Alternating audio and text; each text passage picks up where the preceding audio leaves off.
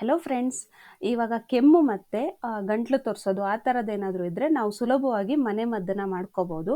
ಅದಕ್ಕೆ ಸಿಂಪಲ್ಲಾಗಿ ಮೊದಲು ಈ ಬಿಳಿ ಕಾಳು ಮೆಣಸನ್ನು ತಗೊಳ್ಳೋದು, ಹಾಗೆ ಕಲ್ ಸಕ್ಕರೆನ ತೊಗೊಂಡಿದ್ದೀನಿ.